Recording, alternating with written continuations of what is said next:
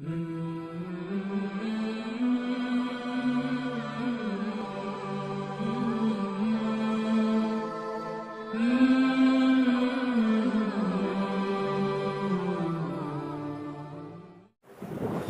علیکم ورحمۃ اللہ وبرکاتہ۔ اعوذ باللہ من الشیطان الرجیم، بسم اللہ الرحمن الرحیم۔ یسألونک عن الانفال قل الانفال للہ والرسول فاتقوا اللہ واصلحوا ذات بینکم واطیعوا اللہ ورسولہ ان کنتم مؤمنین۔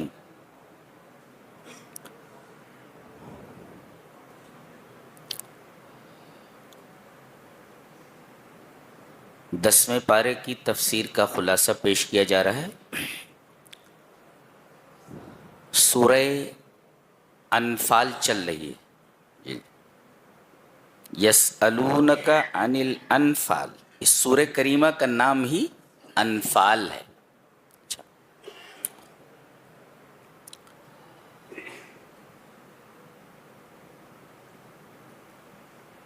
اس میں بدر کا واقعہ بیان کیا گیا ہے۔ معرکہ بدر سن 2 ہجری بروز جمعہ 17 رمضان المبارک کو وقوع پذیر ہوا، جس میں صحابہ کرام کی تعداد تقریباً 313 تھی اور مشرکین و کافرین کی تعداد تقریباً 1000 تھی۔ اللہ تبارک و تعالی نے اس مختصر سی بے سر و سامان جماعت کو ایک مسلح لشکر جرار پر فتح عنایت فرمائی۔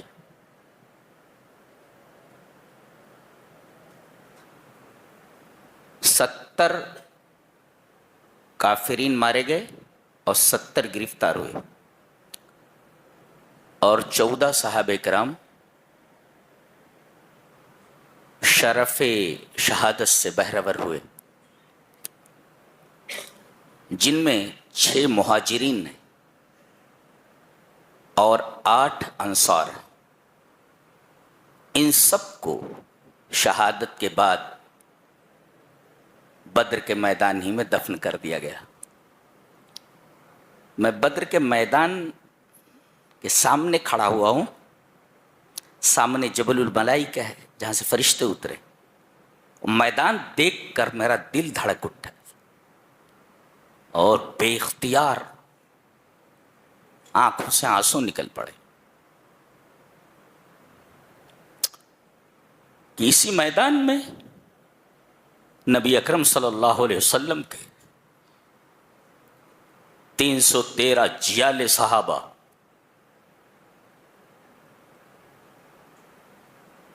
لڑے اور انہوں نے تاریخ کے دھارے کو موڑ دیا۔ انہیں غیر مجر تاریخ، تاریخ کے دھارے کو موڑ دیا۔ 313 وہ 14 صحابہ اسی میدان میں دفن ہیں، سوائے عبیدہ ابن حارث کے۔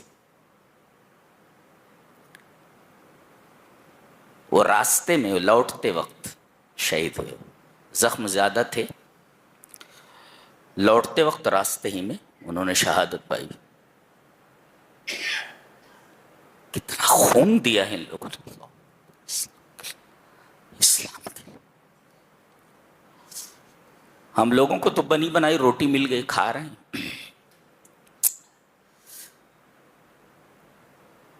صحابہ کرام نے کتنی قربانیاں دی ہیں،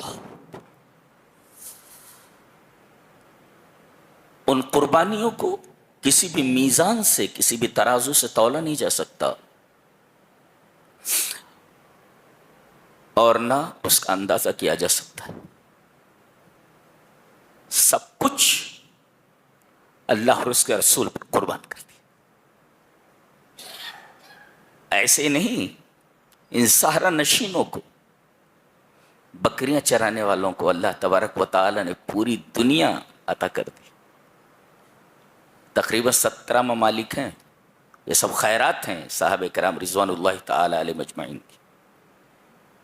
آج مسلمان سنبھال نہیں پا رہے ہیں. یہ سب خیرات ہیں صحابہ کرام رضوان اللہ تعالی علیہ مجمعین.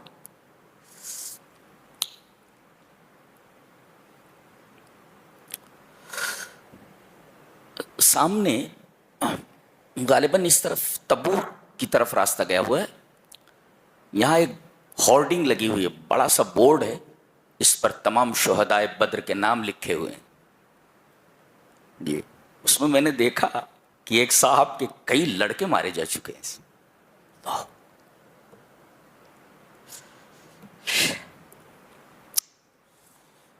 کیسے لوگ تھے.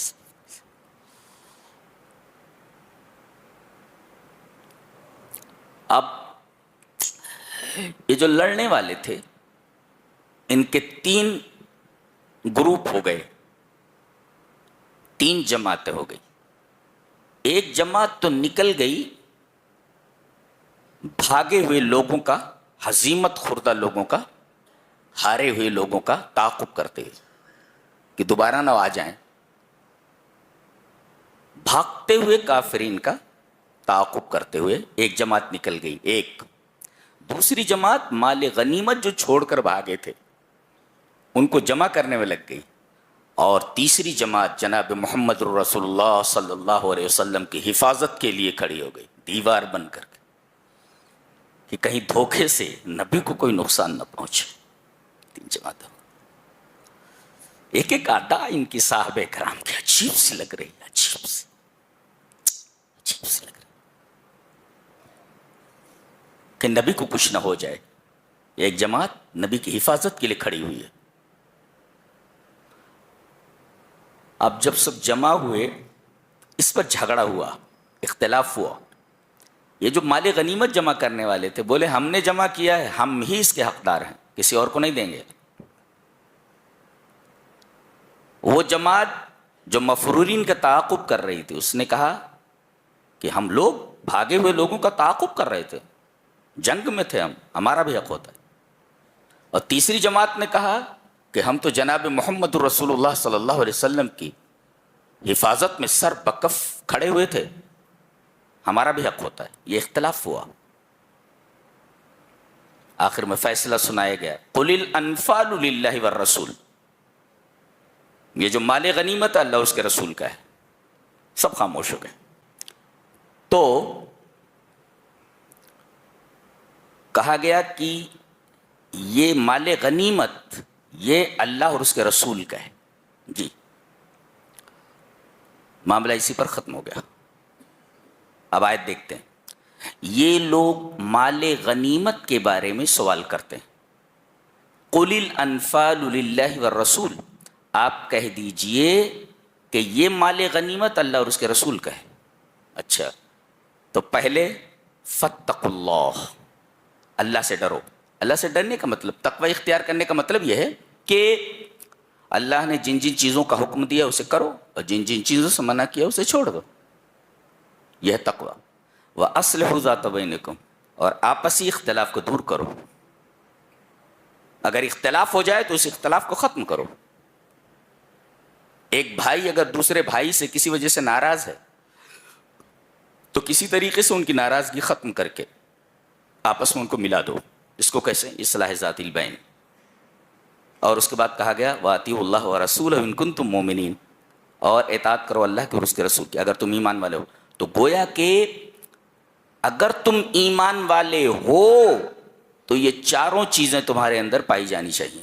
ایک تو تقوی، اور دوسرے آپسی تعلقات کو بحال کرنا، تیسرے اللہ کی اطاعت کرنا، چوتھے رسول اللہ صلی اللہ علیہ وسلم کی اطاعت کرنا. یہ ایمان کے مقتضیات میں سے.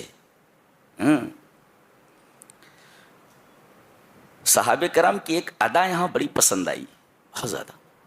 حضرت عبادہ ابن صامت کہتے ہیں کہ اختلفنا فی النفل ای المغانم وساءت اخلاقنا.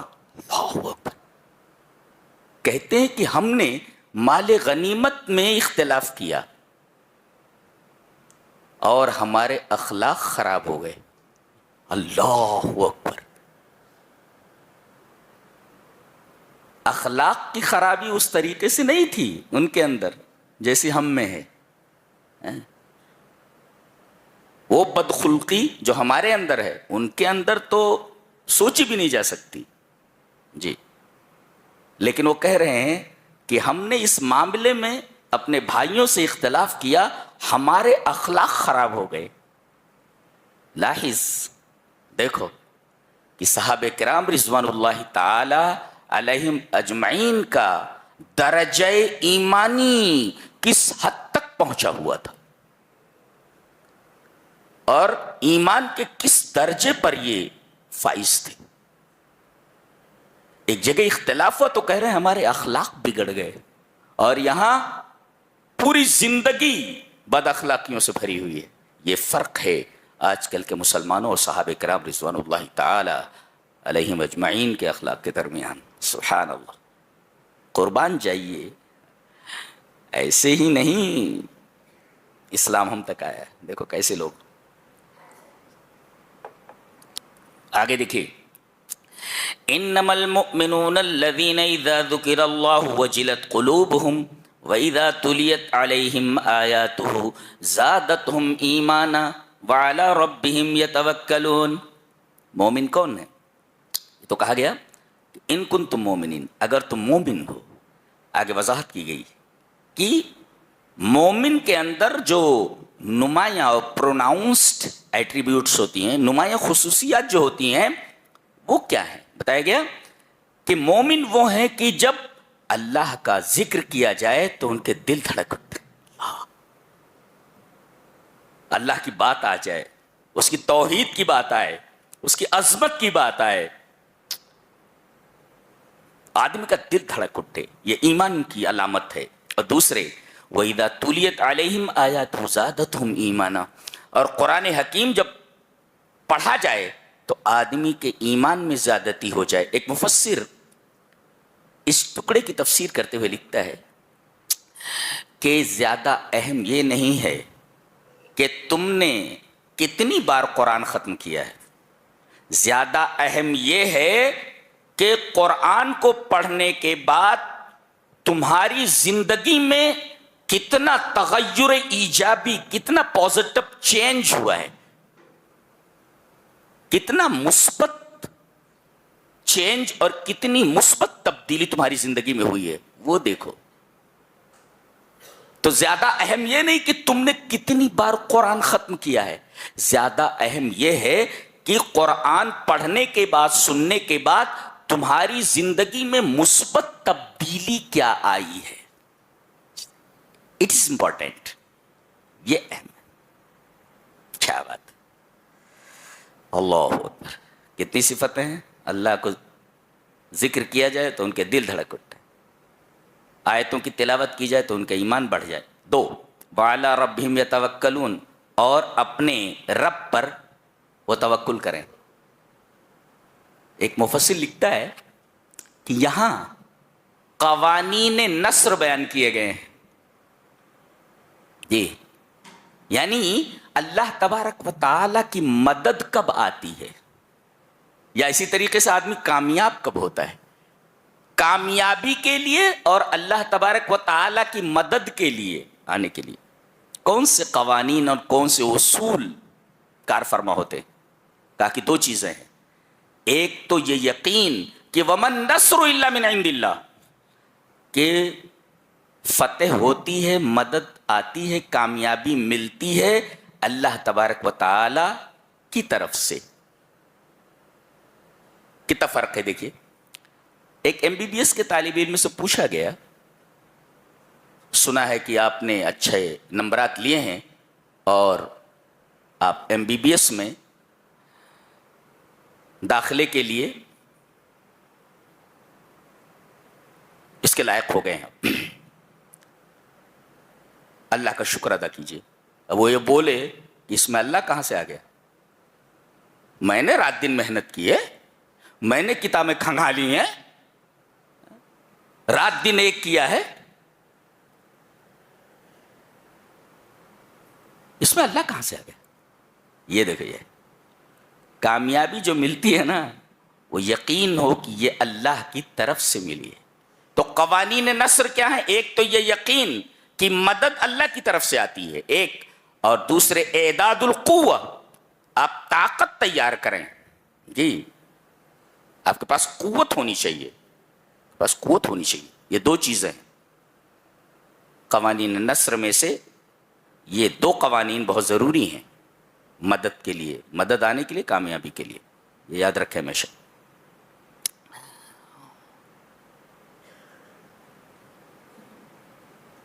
یہاں اللہ تبارک و تعالیٰ کی ایک خاص مدد یہاں آئی, اس مدد کا تذکرہ کیا گیا. بہت ساری مددیں ہیں یہاں پر.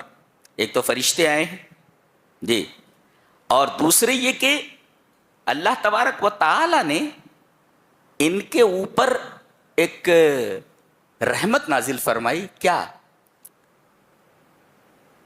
کہ بارش برسا دی. تھکے ہوئے تھے, گرد و غبار سے اٹے ہوئے تھے, ایک دم فریش ہو گئے. اچھا, اور دوسرا فائدہ یہ ہوا کہ یہ لوگ ریتیلی جگہ پر ٹھہرے ہوئے تھے, جس کی وجہ سے ریت جو ہے وہ جم گئی, اور اس پر قدم رکھنا اور آگے بڑھنا آسان ہو گیا. اور مشرکین جس جگہ فروکش تھے, جس جگہ ٹھہرے ہوئے تھے, وہاں پر کیچڑ ہو گیا. اللہ کی طرف سے یہ مدد آئی. اور تیسری اونگ آ گئی. اونگ جس کو کہتے ہیں اذ یغشیکم النعاس امنۃ منہ, ان کو اونگ آ گئی, تھوڑی سی اونگ آئی جس سے طبیعت فریش ہو گئی. جی, آدمی تھکا ہوا, تھوڑی سی نیند آ جائے تو فریش ہو جاتا ہے. تو ایک تو اللہ کی طرف سے پانی نازل ہوا, یہ اللہ کی طرف سے مدد, اور دوسرے انہیں اونگ آ گئی. اور یہاں کہا گیا کہ امن اور امنا میں فرق ہے. امن کہتے ہیں کہ الطمانینۃ مع زوال الخوف, خوف ختم ہو جائے اس کے بعد جو اطمینان حاصل ہوتا ہے اسے کہتے ہیں امن. اور امنتن کسے کہتے ہیں؟ الطمانینۃ مع وجود الخوف, خوف کی موجودگی میں آدمی کو اطمینان حاصل ہو جائے. یہاں اللہ تبارک و تعالی نے صحابہ کرام کو خوف کے ہوتے ہوئے انہیں اطمینان قلب عطا فرمایا. خوف تو موجود ہے نا, سامنے تو لشکر ہے, لڑنا ہے, خوف موجود ہے. خوف موجود ہوتے ہوئے, اسباب خوف موجود ہوتے ہوئے, اللہ تبارک و تعالی نے ان کے دلوں کے اندر اطمینان ڈال دیا. یہ اللہ تبارک و تعالیٰ کی بہت بڑی مدد. تو امن اور امنا میں یہی فرق ہے. جی,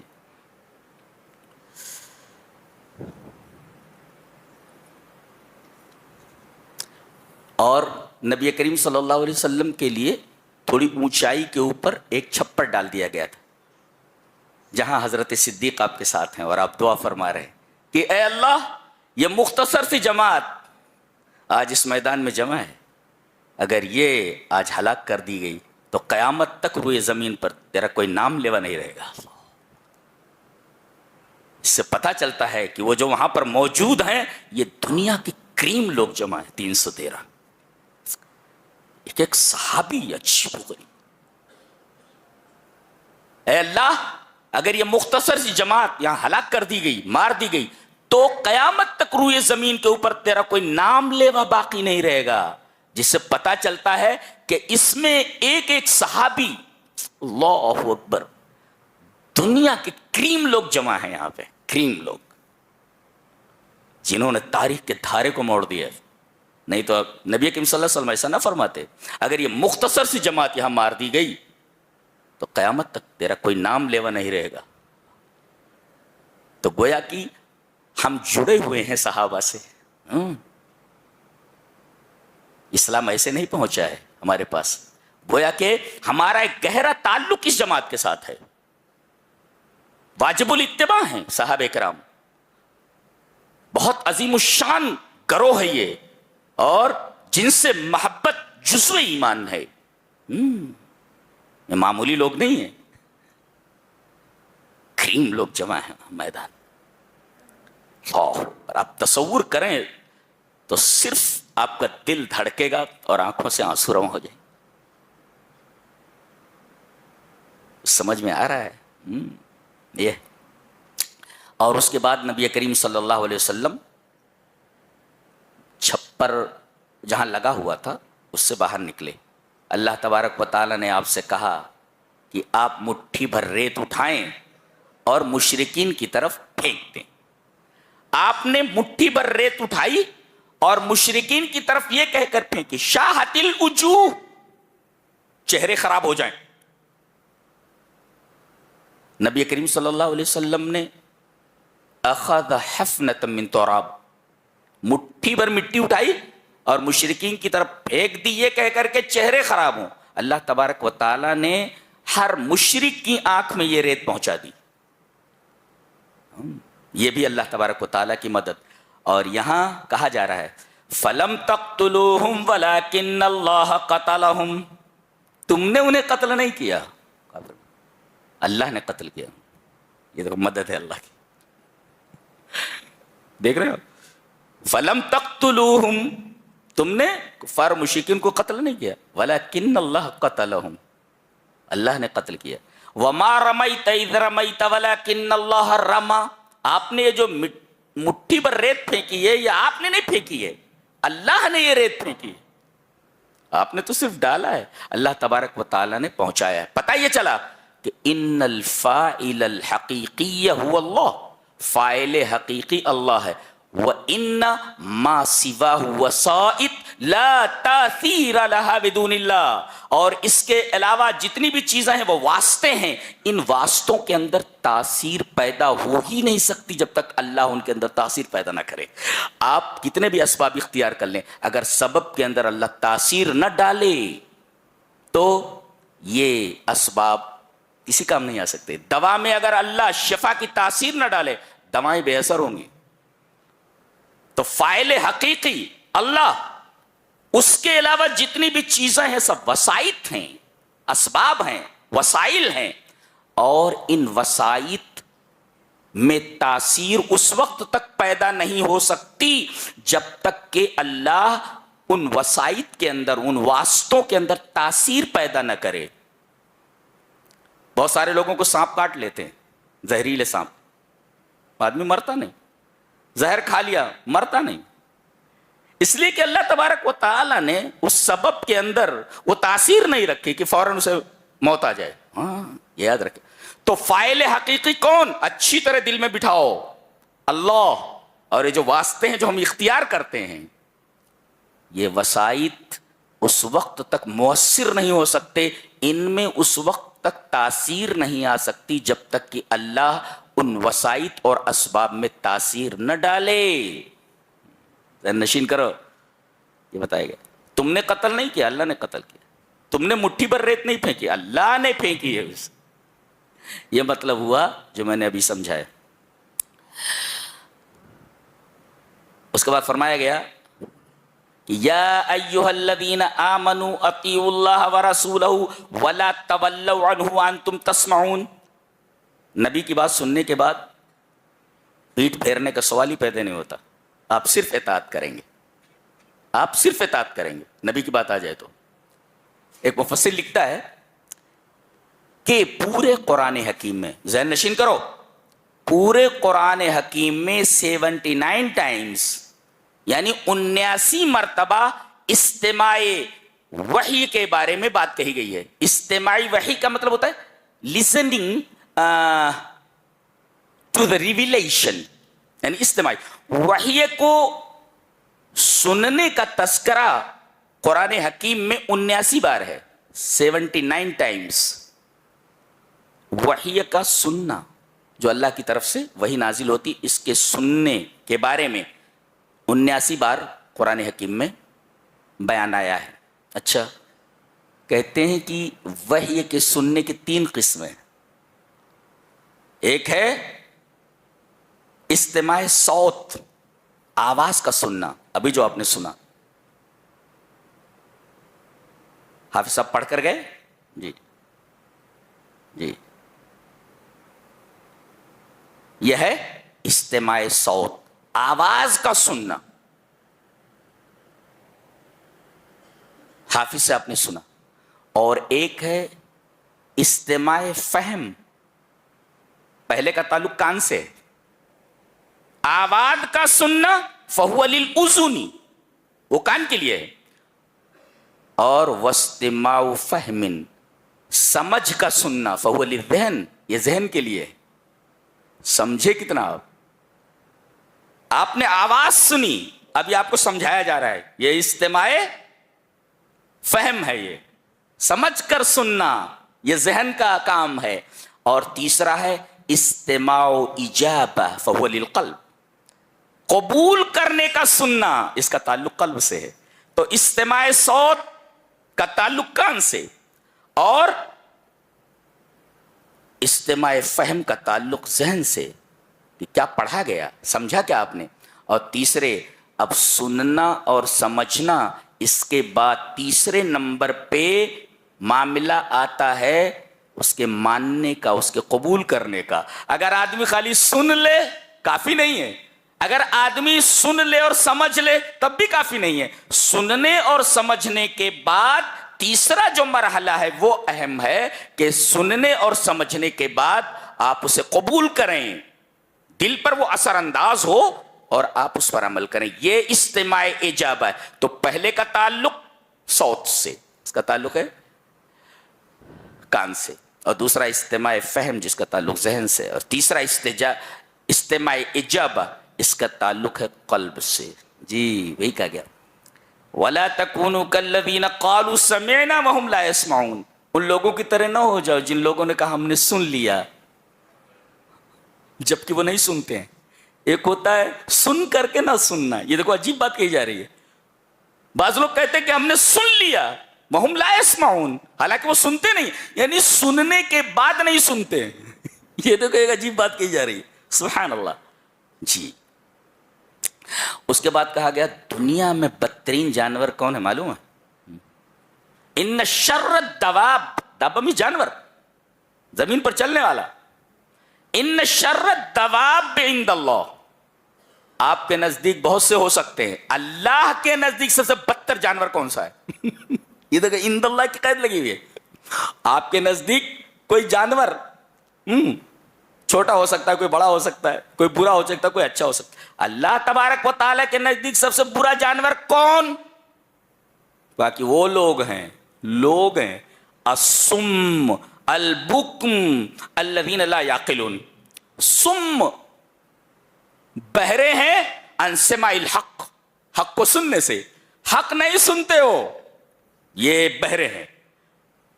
بکم گونگے ہیں عن النطق بالحق، حق بات بولتے نہیں، تو بہرے ہیں حق بات سنتے نہیں، اور گونگے ہیں کہ حق بات بولتے نہیں۔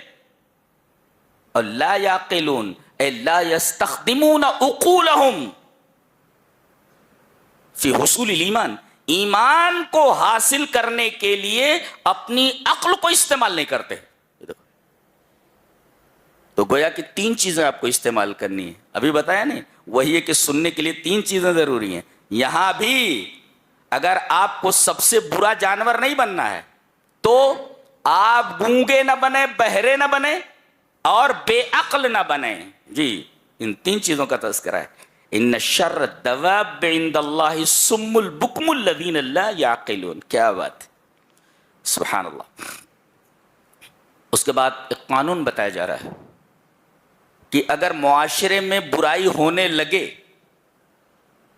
اور آپ برائی کو مٹانے پر قدرت رکھتے ہوئے بھی آپ تماشا دیکھتے رہیں، برائی کے اوپر تنقید نہ کریں، برائی کو مٹانے کی کوشش نہ کریں، تو جب اللہ کا عذاب آئے گا تو آپ اچھے بھی رہیں گے، تب بھی اللہ کی عذاب کی لپیٹ میں آ جائیں گے آپ۔ بتایا گیا وَاتَّقُوا فِتْنَةً لَا تُصِيبَنَّ الَّذِينَ ظَلَمُوا مِنْكُمْ خَاصَّةً، بچو اس فتنے سے جو انہی لوگوں کو نہیں پہنچتا جو تم میں سے ظالم لوگ ہیں خاص طور سے، جی بلکہ ان لوگوں کے اوپر بھی وہ عذاب آ جائے گا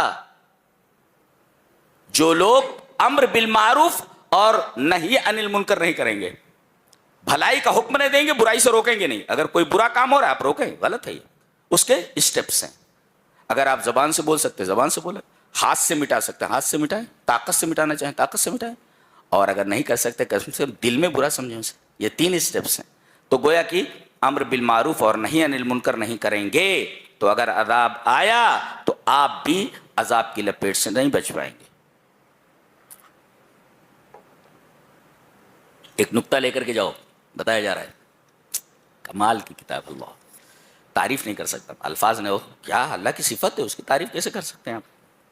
اللہ کی صفت ہے یہ کلام. جی سب سے پہلے ایک مسئلہ بیان کیا گیا کہ حضرت حسن کہتے ہیں کہ مشرکین یہ کہتے تھے کہ ہم خانہ کعبہ کے متولی ہیں. کہتے تھے کہ ہم خانہ کعبہ کے متولی ہیں. اللہ نے فرمایا وما کانوا اولیاء، یہ خانہ کعبہ کا متولی کیسے ہو سکتے ہیں؟ ان اولیاءہ الا المتقون، خانہ کعبہ کے متولی متقی ہونے چاہیے. متقی سے مراد اے متقون عن الشرک، یہ تو مشرک ہے، یہ شرک سے بچنے والے نہیں ہیں. لہذا خانہ کعبہ کا متولی موحد ہی ہو سکتا ہے، مشرک نہیں ہو سکتا. اس لیے کہ حضرت خلیل اللہ نے اس گھر کو بنایا تھا خالص توحید کے لیے، تو مشرک اس کا متولی کیسے ہو سکتا ہے؟ اور مساجد کے متولی بھی اچھے اور نیک لوگ ہونے چاہیے. جی حلال حرام کی تمیز کرتے ہوں. کسی کو بھی ایرے غیر نتھو خیرے کو آپ مسجد کا متولی نہیں بنا سکتے، بالکل بھی نہیں. ذہن میں رکھیں اس کو.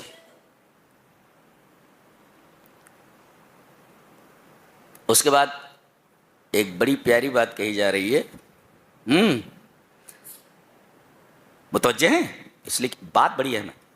وما کان اللہ لیعذبہم وانت فیہم وما کان اللہ معذبہم وہم یستغفرون. اللہ ہرگز یہ نہیں کرے گا، کیا تمہیں عذاب نہیں دے گا اس حال میں کہ آپ ان کے درمیان ہیں. اے کوئی کہے کہ سیرت پر تقریر کرنی ہے، یہ آیت کافی ہے. جی اور اللہ عذاب نہیں دینے والا ہے ان کو جو استغفار کرتے ہیں. قال بعض السلف، بعض سلف نے کہا کہ اللہ تعالی نے مومنین کے لیے 2 امان رکھے ہیں. امان 2 امان رکھے ہیں. ایک وجود النبی صلی اللہ علیہ وسلم، نبی کریم صلی اللہ علیہ وسلم کا وجود مبارک، اور دوسرے استغفار. کہتے پہلا تو چلا گیا، پہلا امان چلا گیا، نبی کریم صلی اللہ علیہ وسلم اس دنیا سے چلے گئے. اللہ نے یہ فرمایا اے ہمارے حبیب جب تک آپ مومنوں کے درمیان ہیں اللہ عذاب نازل نہیں کرے گا. گویا کہ آپ کی ذات مبارکہ سر تاپا امن تھی، اس کی وجہ سے ایسا عذاب نہیں آ سکتا تھا جو سب کو مٹا دے. تو گویا کہ وجود النبی صلی اللہ علیہ وسلم، نبی کریم صلی اللہ علیہ وسلم کی موجودگی مومنین کے درمیان یہ ایک امن. تو یہ امن تو چلا گیا، آپ اس دنیا سے چلے گئے. اب قیامت تک باقی رہنے والا کیا ہے؟ کون سا امن؟ کہ استغفار. استغفر اللہ. اللہ تبارک و تعالیٰ سے اپنے گناہوں کی معافی آدمی جب تک مانگتا رہے گا عذاب نہیں آئے گا اس پر. جب تک نبی تمہارے درمیان ہے اللہ کا عذاب تم پر نہیں آئے گا، وہ امان ہے وہ. اور نبی کے چلے جانے کے بعد اب ایک چیز رہے گی، دوسرا امان قیامت تک کے لیے، کیا؟ استغفار. وما کان اللہ معذبہم وہم یستغفرون. اللہ تبارک و تعالیٰ ان کو عذاب نہیں دے سکتا اس حال میں کہ وہ اللہ سے اپنے گناہوں کی معافی طلب کرتے ہوں. لہذا استغفر اللہ، اللہ سے استغفار کو لازم پکڑیں. بہت بڑا نقطہ ہے یہ، بہت بڑا نقطہ ہے ہم جیسے گنہگاروں کے لیے. اس کے بعد میدان بدر کے اندر اللہ تبارک و تعالیٰ کی ایک مدد کا تذکرہ ہے. فوجیں آمنے سامنے آ گئی، التقل جمعان، دونوں جماعتیں آمنے سامنے آ گئی. رات میں نبی کریم صلی اللہ علیہ وسلم نے خواب دیکھا کہ مشرکین کی تعداد کم ہے. صحابہ کرام کو اپنا خواب بتا دیا. صحابہ کرام بڑے خوش ہوئے، مشرکین کی تعداد کم ہے.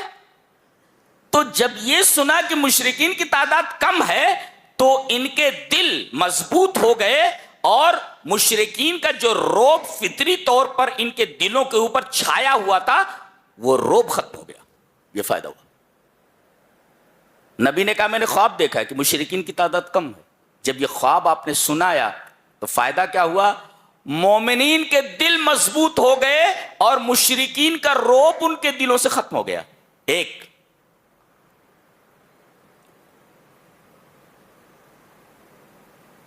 فوجیں جب آمنے سامنے ہوئی تو ایک اور منظر سامنے آیا. پہلے مشرکین کی نگاہ میں مومنین کم نظر آئے,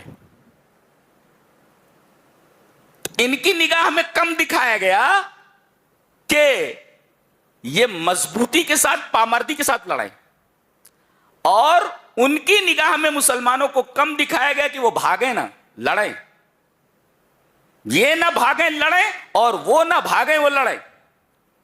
اور جب فوجیں آمنے سامنے ہوئیں تو مشرکین کے آنکھوں میں صحابہ کرام کی جو فوج ہے دگنی کر دی گئی, ڈبل کر دی گئی, خوف زدہ ہو گئے, وہ ہم مار لیے گئے.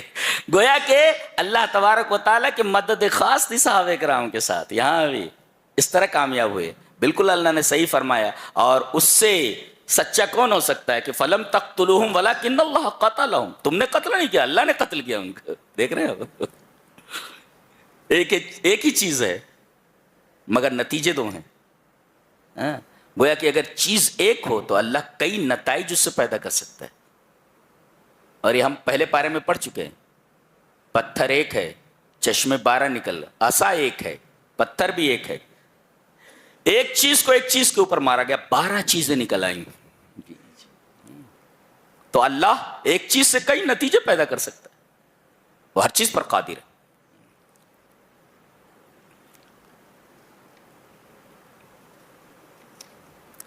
ایک نکتہ اور کہ اللہ نے فرمایا جب تم لڑنے لگو تو لڑتے وقت بھی اللہ کا ذکر کرتے رہو. اللہ اکبر. یا ایھا الذین آمنوا اذا لقیتم فئۃ فاثبتوا. ایک تو ثبات قدمی اختیار کرو, پیچھے منڈو, اور دوسرے واذکروا اللہ کثیرا, اللہ کا زیادہ سے زیادہ ذکر کرو.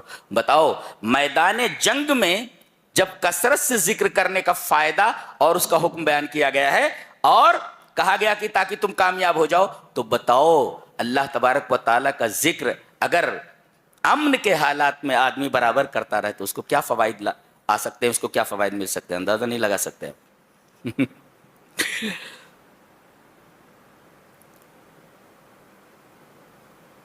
مشرکین گھبرائے ہوئے تھے, وہ لڑنا نہیں چاہتے تھے, لڑنا نہیں چاہتے تھے, اس لیے کہ ان کا مقصد حل ہو گیا نا.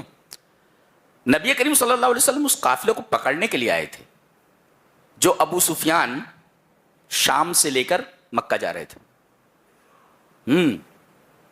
اس لیے کہ یہ جو فائدہ ہوا تھا, نفع ہوا تھا, تمام لوگوں نے کہا تھا کہ جو بھی نفع حاصل ہوگا اس تجارت سے, اس پیسے سے ہتھیار خریدے جائیں گے جو مسلمانوں کے خلاف استعمال کیے جائیں گے.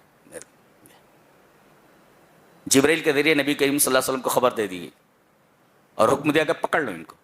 وہ ہاتھ ہی نہ رہیں جو تلوار اٹھا سکے, پکڑ لو ان کو. لیکن یہ بھاگ گئے, یہ نکل گئے, یہ قافلہ نکل گیا, اور ان کو بچانے کے لیے جو 1000 آئے ہوئے تھے یہ مارے گئے. یہ دیکھ رہے ہیں آپ, یہ عجیب بات ہے, یہ عجیب بات ہے. وہ لوگ لڑنے کے لیے تیار نہیں, آپس میں ان میں بھی اختلاف ہو گیا. بعض کہنے لگے مسئلہ حل ہو گیا ہے, ہمارا جو کام ہونا تھا وہ ہو گیا, ہمارا قافلہ بچ کر نکل گیا, اب ہمیں لڑنے کی ضرورت نہیں ہے. اب یہاں شیطان آ گیا. اب یہ دیکھو موقع دیکھا, آ گیا. وَإِذْ زَيَّنَ لَهُمُ الشَّيْطَانُ أَعْمَالَهُمْ, شیطان نے ان کے اعمال کو خوبصورت بنایا. وَقَالَ لَا غَالِبَ لَكُمُ الْيَوْمِ, کہا کہ آج تمہارے اوپر کوئی غالب نہیں آ سکتا, تمہیں کوئی نہیں ہرا سکتا. اور سنو وَإِنِّي جَارٌ لَكُمْ, میں تمہارا پڑوسی ہوں. یہ دیکھیں آ گیا, وَإِنِّي جَارٌ لَكُمْ, میں تمہارا پڑوسی ہوں. گویا کہ مشرکین اور کافرین کا پڑوسی کون ہوتا ہے؟ شیطان ہوتا ہے. اب اگر مسلمان بھی ظالم ہو جائے, بدکار ہو جائے, تو اس کا پڑوسی بھی شیطان ہی ہوتا ہے. لہذا شیطان کو اپنا پڑوسی نہ بناؤ, نیک بنو, نیک بنو. کیا بات ہے, اللہ سبحان اللہ و بحمدہ سبحان اللہ العظیم. یہ پیاری کتاب ہے, ایک قانون حیات ہے, یہ system of life, system of life. کہنے لگے اگر جنگ ہونے لگے, سامنے والا صلح چاہتا ہے, صلح کر لو. کہتے ہیں اسلام ٹیررزم کا مذہب ہے. کیا بھائی؟ وَإِن جَنَحُوا, ہاں, اگر وہ جھکیں صلح کرنے کے لیے تیار ہو, صلح کر لو. ٹیررزم کا مذہب بولتے ہیں. در حقیقت یہ ایسے لوگ ہیں جن کو نہ عربی کی عین آتی ہے, نہ انہوں نے شریعت کی شین پڑھی ہوئی ہے, لہذا آپ جو کچھ کوئی بول دیتا ہے وہ لیے پھرتے ہیں, گھماتے رہتے ہیں اس کو. جی, اس کے بعد سورہ توبہ ہے, غور سے سنیں. سورہ توبہ یہ واحد سورہ ہے جس کے شروع میں بسم اللہ نہیں ہے. ہر سورہ کے شروع میں آپ دیکھیں گے بسم اللہ الرحمن الرحیم لکھا ہوا ہے, لیکن یہ واحد سورہ ہے سورہ توبہ کہ جس کے شروع میں بسم اللہ الرحمن الرحیم نہیں ہے. وجہ کئی وجوہات بیان کی گئی ہیں. ایک وجہ یہ ہے کہ بسم اللہ الرحمن الرحیم امان وسورۃ التوبۃ سخت. کہتے ہیں بسم اللہ الرحمن الرحیم میں اللہ کا رحم ہے, امان ہے اس میں.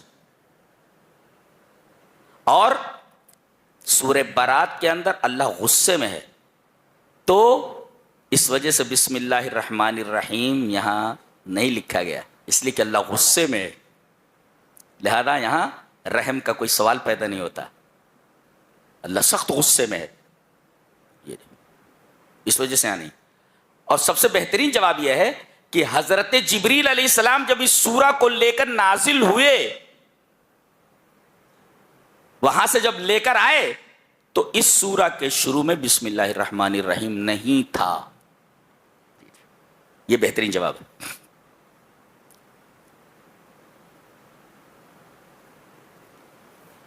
اس کا پس منظر یہ ہے کہ سن 9 ہجری کے اندر نبی کریم صلی اللہ علیہ وسلم نے حضرت ابو بکر رضی اللہ تعالی عنہ کو امیر حج بنا کر مکہ روانہ کیا کہ آپ کی امارت میں مسلمان حج کریں گے. آپ روانہ ہوئے اور مقام ذوالحلیفہ میں رکے ہوئے تھے, آگے بڑھنے سے پہلے وہاں رک گئے. پھر اس کے بعد آپ نے اپنے داماد محترم حضرت علی رضی اللہ تعالی عنہ کو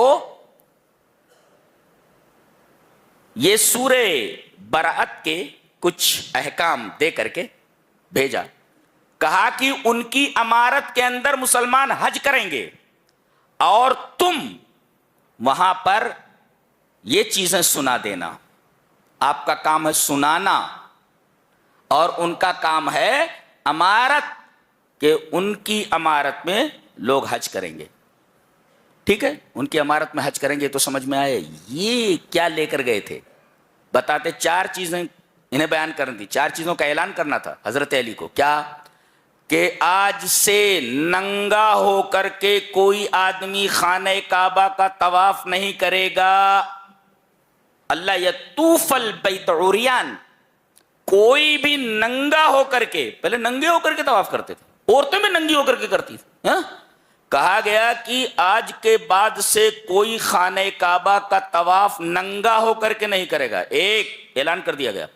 اور دوسرا اعلان یہ تھا کہ اس سال کے بعد بعد یومہم ھذا, اس سال کے بعد کوئی بھی مشرک حدود حرم میں داخل نہیں ہوگا.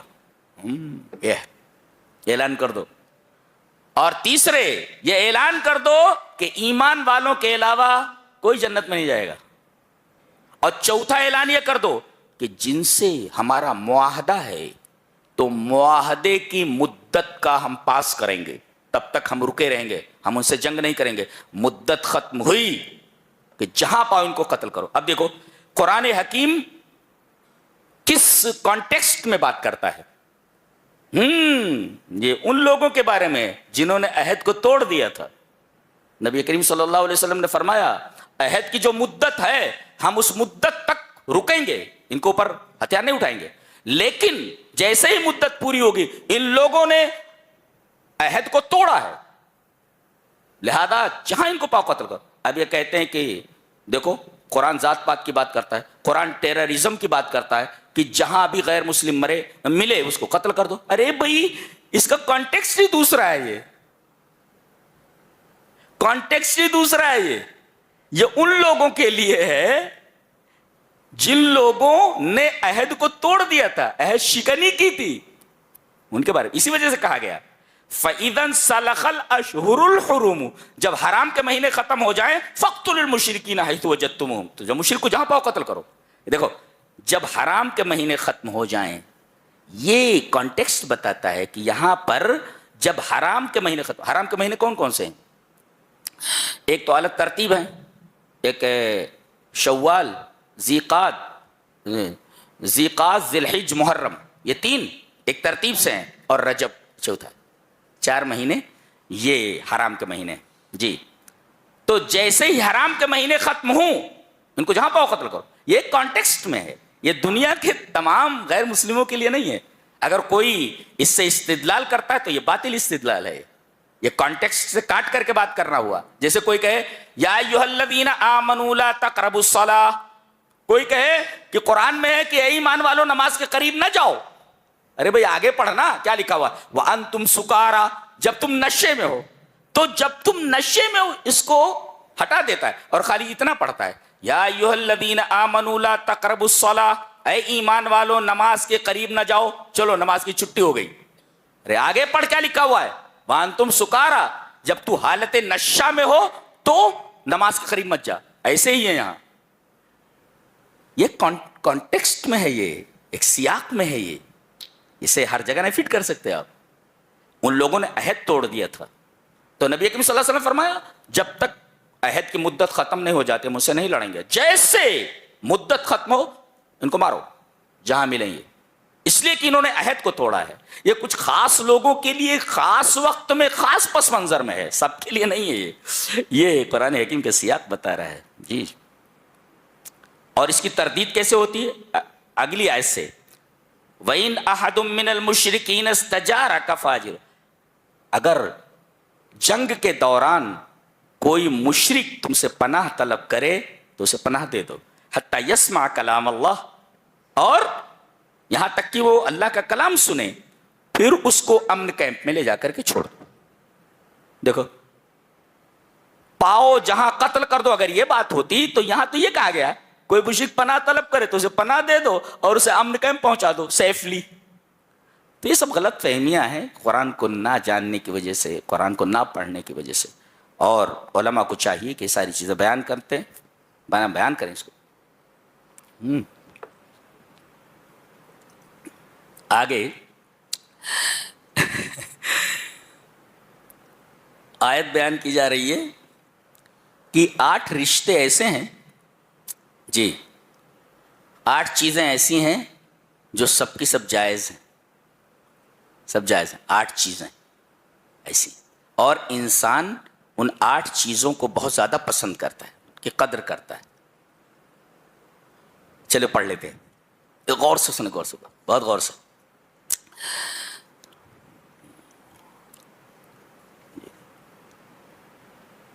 قل ان كان آباؤكم وابناؤكم واخوانكم وازواجكم وعشيرتكم واموال اقترفتموها وتجارة تخشون كسادها ومساكن ترضونها احب اليكم من الله ورسوله وجهاد في سبيله.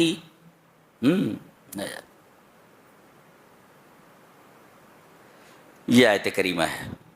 آپ ان سے کہہ دیجئے کہ ان کان آباؤکم، آپ کے باپ دادا، و ابناؤکم، تمہارے بیٹے، اور اسی طریقے سے تمہارے بھائی، تمہاری بیویاں، یہ سب، یہ کل ملا کر کے یہاں 8 رشتوں کا تذکرہ کیا گیا ہے. اور اس کے بعد کہا گیا کہ یہ 8 رشتے، یہ 8 چیزیں ہر انسان کو بہت زیادہ محبوب ہیں، لیکن اولیت اللہ اور اس کے رسول کی محبت کو دیا جائے. محبت کر سکتا ہے ان 8 چیزوں سے، لیکن یہ محبت غالب نہیں آنی چاہیے اللہ کی محبت پر. یہ قاعدہ ہے. اجازت دی ہے کہ آپ آدمی باپ سے محبت کر سکتا ہے، بیوی سے محبت کر سکتا ہے. جی تو ترتیب کیا ہے؟ آباؤکم، باپ دادا، ابناؤکم، بیٹے، اخوانکم، بھائی، وازواجکم، بیویاں، وعشیرتکم تمہارا خاندان، واموال اقترفتموها اور وہ مال جو تم نے جمع کر کے رکھا ہوا ہے، ومساکن ترضونها اور وہ مکان جسے تم بڑی محنت سے بناتے ہو اور خوش ہوتے ہو دیکھ دیکھ کر کے، اگر یہ سب زیادہ محبوب ہو جائیں تمہارے نزدیک اللہ اور اس کے رسول سے تو انتظار کرو کہ اللہ تبارک تعالیٰ کا عذاب تمہارے اوپر آ جائے۔ دیکھو اجازت ہے، ان 8 رشتوں سے محبت کرنا جائز ہے، لیکن ان 8 رشتوں کی محبت اللہ اور اس کے رسول کی محبت پر غالب اگر آ جائے تو پھر اللہ کے عذاب کا انتظار کرو۔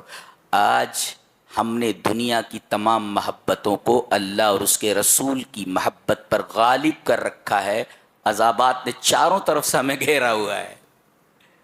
یہ ہے بیماری، بیماری یہاں ہے۔ ہاں، چاہیے تو تھا کہ اولویت اور اولیت یہ دی جاتی ہے اللہ اور اس کے رسول کی محبت کو، ہم نے تو ثانوی درجے پر رکھ دیا ہے اللہ اور اس کے رسول کی محبت۔ لہذا عذابات اگر آپ کو گھیر لیں تو یہ آپ کے ہاتھوں کی کمائی ہے۔ جی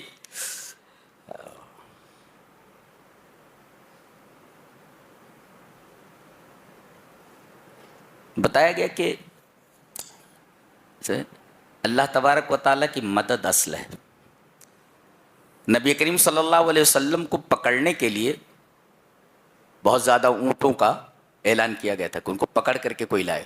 آپ غار ثور میں چھپے ہوئے تھے حضرت صدیق کے ساتھ، یہ لوگ تلاش کرتے کرتے وہاں پہنچ گئے تھے۔ میں غار ثور تک پہنچا اور نیچے ایک بقالہ ادھر، تو یہاں کچھ ایسے پتھر کا وہ بنا ہوا تھا، نشست گاہ تھی، وہاں بیٹھ گیا میں اور دیکھا تو ہمارے ساتھی نے کہا جو پہاڑ کی چوٹی نظر آ رہی ہے اس میں غار نہیں تھا، اس سے متصل جو پہاڑی ہے، اس سے ملا ہوا جو پہاڑ ہے اس کے اندر وہ غار تھا۔ اللہ کہہ رہے تھے ایک دفعہ میں وہاں تک گیا تھا، 7 دن تک مسلسل سوتا رہا ہوں، تھک گیا تھا۔ ہم لوگ کیسے چڑھ سکتے غار ثور جو؟ جی، اور کیسے آپ کی سالی محترمہ حضرت اسما رضی اللہ تعالیٰ عنہ چھپتے چھپاتے لوگوں کی نظر بچاتے نبی کریم صلی اللہ علیہ وسلم کے پاس توشہ لاتی تھی۔ کیا بات، سالی ہو تو ایسی۔ یہ کہتے غار میں تو وہ پہنچ گئے، وہ آہٹ سنی تو حضرت صدیق نے اوپر دیکھا، کہا کہ اللہ کے رسول اگر انہوں نے نیچے دیکھا تو ہم پکڑ لیے جائیں گے، بالکل قریب آ چکے ہیں، یہ موت قریب آ گئی ہے بالکل، اگر انہوں نے نیچے دیکھ لیا تو ہم پکڑ لیے جائیں گے۔ اللہ کے رسول صلی اللہ علیہ وسلم نے بڑے اطمینان سے ارشاد فرمایا، لا تحزن ان اللہ معنا، غم مت کر اللہ ہمارے ساتھ ہے۔ یہ اللہ اگر کسی کے ساتھ ہو جائے سوال ہی پیدا نہیں ہوتا کہ دنیا کی کوئی طاقت اسے زیر کر سکے۔ تم نے اللہ کو چھوڑ دیا ہے، اللہ نے تمہیں دنیا کے حوالے کر دیا ہے، جاؤ تم جانو تمہاری دنیا جانے۔ ہاں، لا تحزن، کیا سکون ہے اور کیا انداز ہے ایک نبی کا۔ لا تحزن ان اللہ معنا، غم نہ کرو اے صدیق اکبر، ان اللہ معنا، بے شک اللہ ہمارے ساتھ ہے، اور جس کے ساتھ اللہ ہو دنیا کی کوئی طاقت اس کا بال بیکا نہیں کر سکتی۔ آگے فرمایا گیا کہ یہ زکوٰۃ جو ہے اس کے مصارف 8 ہیں۔ انما الصدقات للفقراء، فقراء، اس کے بعد مساکین۔ فقیر کسے کہتے ہیں؟ فقیر کہتے ہیں الذی لا یملک شیئا، جس کے پاس کچھ نہ ہو، جس کے پاس کچھ نہ ہو، ننگا بھوکا ہو اس کو کہتے ہیں، کچھ نہ ہو، الذی لا یملک شیئا، جس کے پاس کچھ نہ ہو۔ اور المسکین الذی یملک شیئا، تھوڑا ہو، اس کو اس طرح بھی سمجھ لیں کہ فقیر وہ ہے الذی لا مال لہ، اس کے پاس سرے سے کوئی مال ہی نہ ہو اور نہ مال کمانے کا کوئی ذریعہ ہو، ایک۔ اور مسکین کسے کہتے ہیں؟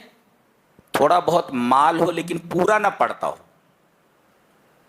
کوئی رکشہ ہے چلاتا ہے، 200-300 روپے کماتا ہے اور گھر کا خرچ 500 روپے ہے، تو اگر کمائی کا ذریعہ ہو لیکن پورا نہ پڑتا ہو وہ مسکین ہے، وہ بھی زکوٰۃ کا مستحق۔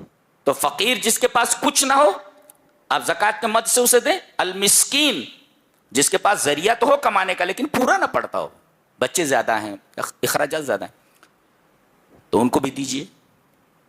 فقیر جانتے ہیں، ایک تو لغت میں نے دیکھا مطلب بتا رہا ہے کہ یہ فقیر مانے مفقور، فقیر مانے مفقور، اور فقرہ کہتے ہیں ریڑھ کی ہڈی کو، اسپائنل کارڈ کو بولتے ہیں فقرہ، جمع فقار، تو کہتے ہیں الذی نزعت فقرتہ من فقارہ، کہ آدمی کی ریڑھ کی ہڈی توڑ دی گئی ہو۔ اب بتاؤ کہ آدمی کی ریڑھ کی ہڈی اگر ٹوٹ جائے تو سیدھا کھڑا نہیں ہو سکتا، اس سے فقیر ہے کہ کچھ ہے ہی نہیں، وہ کھڑا ہی نہیں ہو سکتا ہے، کما ہی نہیں سکتا کچھ۔ یہ دیکھو کیسا لفظ ہے، مفقورہ، جس کی اسپائنل کارڈ ٹوٹ گئی ہو، کھڑا نہ ہو سکے۔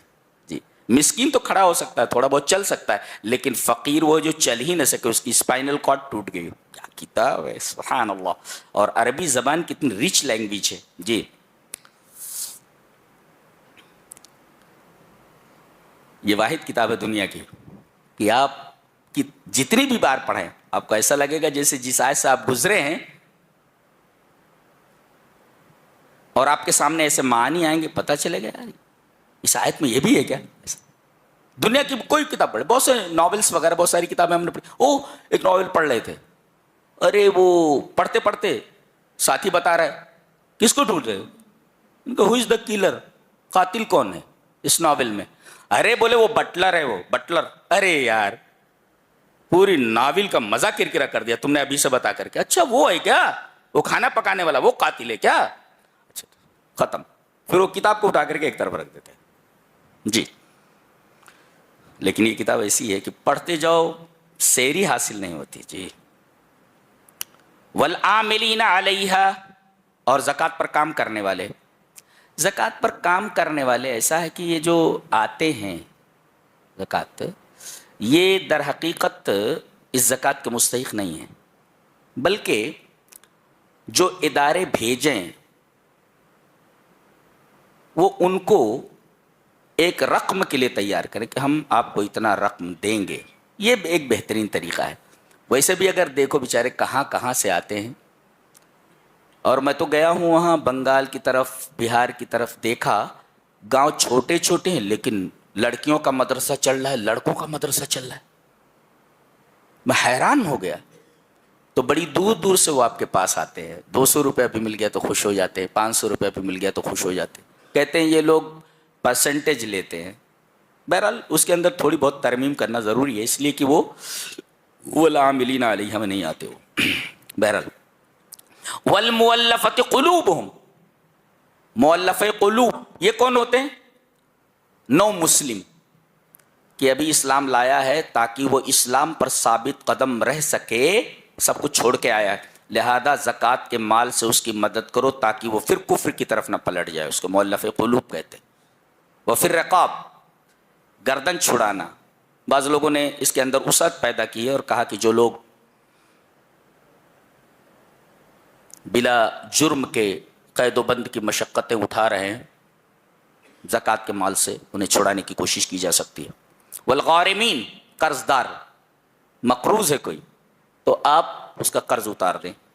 وفی سبیل اللہ، اور اللہ کے راستے میں آپ دے دیں۔ اس کا جو ہے مفہوم بہت وسیع ہے۔ وابن السبیل، اور مسافر، مسافر کوئی آئے بھی میں مسافر ہوں، میرے پاس پیسہ نہیں ہے جانے کا، تو اسے آپ خرچہ بھی دے دیں، اس کا ٹکٹ وکٹ بنا دیں وغیرہ۔ ایک عجیب بات آگے کہی جا رہی ہے، عبداللہ ابن ابی، یہ رئیس المنافقین ہے، منافقوں کا سردار، یہ مر گیا۔ جی، اسی نے اما عائشہ رضی اللہ تعالی عنہا کے اوپر تہمت لگائی تھی۔ جی جی، ان کے جو بیٹے تھے، اس کا جو بیٹا تھا عبداللہ، وہ صحابی ہیں، وہ صحابی ہیں۔ جب یہ مر گیا تو نبی کے پاس آئے۔ یہ تو بظاہر مسلمان ہی تھا نا، اپنے آپ کو مسلمان کہتا تھا لیکن تھا منافق۔ تو ان کے بیٹے عبداللہ آئے، کہا کہ اللہ کے رسول، ایک گزارش ہے، کہا کیا؟ کفن کے لیے آپ اپنا کرتے مبارک دے دیں۔ ٹھیک ہے، لے جاؤ۔ نہلا دھلا کر کے اس کو نبی کریم صلی اللہ علیہ وسلم کا جبہ پہنا دیا گیا کفن کے طور پر۔ اور اس کے بعد آئے، کہا کہ اللہ کے رسول ایک اور درخواست ہے۔ کہا کہ کیا؟ کہا کہ نماز جنازہ پڑھا دیں۔ کیا ٹھیک ہے، چلو۔ کتنا رحیم ہوتا ہے نبی اللہ۔ جیسے ہی آپ آگے بڑھے نماز جنازہ کے، حضرت عمر رضی اللہ تعالیٰ نے آپ کے دامن کو پکڑ کر کھینچا، اللہ کے رسول کیا کر رہے ہیں، منافق ہے وہ، اور اللہ نے فرمایا ہے کہ 70 مرتبہ بھی آپ استغفار کریں گے اللہ انہیں نہیں بخشے گا. تو اللہ کے رسول صلی اللہ علیہ وسلم فرمایا 70 مرتبہ کا ذکر ہے، میں 100 مرتبہ اس کے لیے استغفار کروں. نماز جنازہ پڑھا دی. اس کے بعد عبداللہ نے کہا کہ اللہ کے رسول ایک اور گزارش ہے. کہا کہ کیا؟ کہا کہ آپ اپنا لعاب دہن میرے باپ کے اوپر چھڑک دیں، اس کے منہ میں ڈال دیں. نبی کریم صلی اللہ علیہ وسلم نے اس منافق کے سر کو اپنے زانوں پر رکھا اور اپنا لعاب دہن اس کے منہ میں ڈالا. اس کے بعد اس کو دفن کر دیا گیا، اور آیت کریمہ نازل ہوئی وَلَا تُصَلِّ عَلَىٰ أَحَدٍ مِّنْهُمْ مَاتَ أَبَدًا وَلَا تَقُمْ عَلَىٰ قَبْرِهِ. ایسے لوگوں کی قبر پر کھڑے مت ہوئیے، چیزائے کہ آپ نماز جنازہ پڑھیں. دیکھیے نبی کریم صلی اللہ علیہ وسلم کا کرتے مبارک اس کے بدن کے اوپر ہے. ایک، نبی کریم صلی اللہ علیہ وسلم نے اس کے لیے دعا استغفار کی کہ اللہ بخش دے اس کو. دو، نبی کریم صلی اللہ علیہ وسلم نے اپنا لعاب دہن اسے منہ میں ڈال دیا. لیکن کافر کا کافر ہے، یہ کبھی بھی جہنم سے نہیں نکل سکتا. پتہ یہ چلا آدمی کے پاس اگر توحید نہ ہو تو نبی کا کرتا، نبی کا جوتا اور نبی کی کوئی چیز اس کے لیے نافع نہیں ہے، اس کے لیے نفع بخش نہیں ہے. آدمی کا موحد ہونا ضروری ہے، ہاں، ورنہ نبی کریم صلی اللہ علیہ وسلم کہتے ہیں یہ منہ مبارک ہے، یہ جو ہے قدم مبارک. ارے بھئی کیا منہ مبارک ہے اور کیا قدم مبارک ہے؟ اگر آپ کے پاس توحید نہیں ہے تو اس منافق کو دیکھیے کہ نبی کریم صلی اللہ علیہ وسلم کے کرتے میں اس کو کفن دیا گیا ہے. نبی کریم صلی اللہ علیہ وسلم نے اس کی نماز جنازہ پڑھائی ہے. نبی کریم صلی اللہ علیہ وسلم نے اپنا لعاب دہن اس کے منہ میں ڈالا ہے. کچھ فائدہ ہوا؟ تو جب تک آدمی کی زندگی میں توحید نہ ہو کوئی چیز اس کے لیے نفع بخش نہیں ہو سکتی. یہ بات اچھی طرح ذہن نشین کر لو. یہ تھا 10ویں پارے کا خلاصہ. اللہ ہمیں نیک عمل اور اچھی سمجھ کی توفیق عطا فرمائے. وآخر دعوانا الحمدللہ رب العالمین.